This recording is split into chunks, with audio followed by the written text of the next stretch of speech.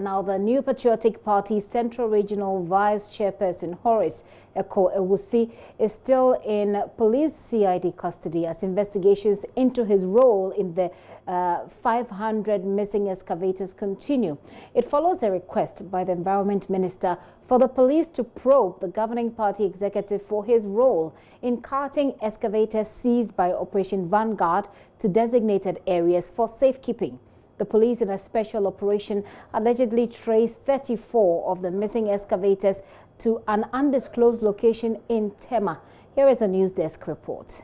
21, 21, 22, 20, 24, 25, 26, 27, 28, 29, 30, 32, 33. Voice of the police officer who led the special exercise tracking the excavators brought to this yard. The yard measures the size of a football field.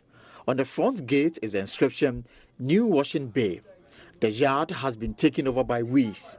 I see one broken down excavator, 4 heavy-duty equipment batteries, and an abandoned vehicles parked in the yard.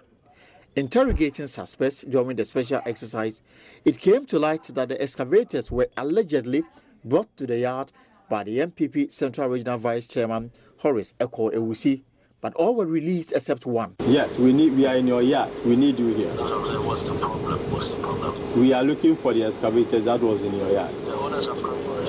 Who is the owner? We want you here. Who is the owner? The person who wants it here. Who is he? It's called what do you call it? Echo, I see. Came for it. Adam Online reported that police preliminary investigation suggests Mr. Ewusi authorized the release of the excavators parked at this yard. So upon arresting the yard owner, any catcher and say Eko-Ewusi na some machines. So we proceed. Any fire Eko-Ewusi the other guys near Duomaba police station. He is currently undergoing interrogation at the CID headquarters in Accra over his role in some mason excavators and other equipment seized from illegal mining operators. His arrest follows a request by the Minister of Environment, Science and Technology, Professor Frimpong Boateng. Right now, we have about 140 or so in our custody.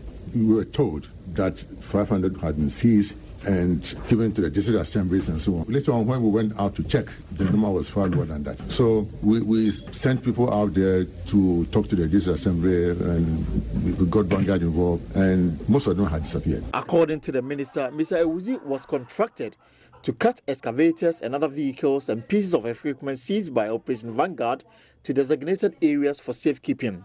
Professor Boateng said the ministry had received information that he sent an unknown number of equipment to unauthorized locations, including one in Tema. Well, that is the news desk reports. Let's get on the line where we're joined by Adom FM's Kwame Enum for the latest. Kwame, you've been monitoring the situation at the CID where we understand Mr. Ewusi has been interrogated. What more do you have? What more information do you have? Yeah, so in the morning, his lawyers came in demanding that he is granted bail, but the CID refused to adhere to the request from the lawyer, saying that they had to take him to his residence to do further checks as part of the investigation. And the CID is also saying that they want to establish the number of excavators he has in his custody, and also the CID is also asking him to release or bring what they describe as inventory documents to show the number of excavators they took from the various sites. So this is all we know at this point. Again? Is this all we know at this point? This is the information available at this point. Yes, at the moment. So at the moment, because the CID is saying because the investigation is still at the preliminary stages, they don't want to release much information to us. So what they are doing is that right after they come back from the residence, they are going to now talk to us on what is available. Have you seen Mr. Ewusi yourself? Yeah, I have seen him. Can you describe what his demeanor? How was he tensed? Was he angry? Was he smiling?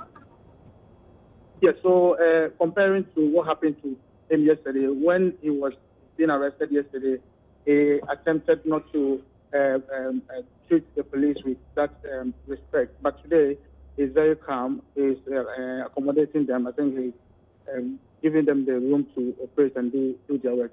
Okay. So today his mood is okay. He's a calm person. He's not resisting any effort being made by the CID. Okay. So as we speak, he is still in the custody of the CID. He is in the custody of it. Yes. Kwame, thank you very much for that update. Kwame Enum is with our sister station, Adom FM, bringing us up to speed. He says that the police, the CID says the lawyers for Mr. Ewusi have come to try and get him released, but the police, the CID has told them that they needed to take him to his residence. They needed to be sure of the number of excavators that are available as far as he's concerned or that are in his custody, and that once they've done that, they will speak to the media and give us more information.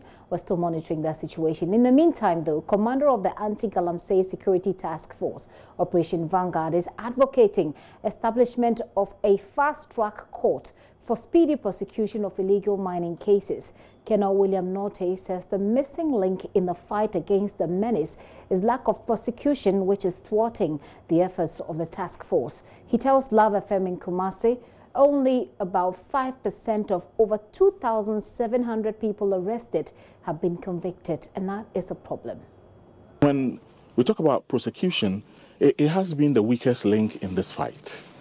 We have arrested so many people and convictions have been very few.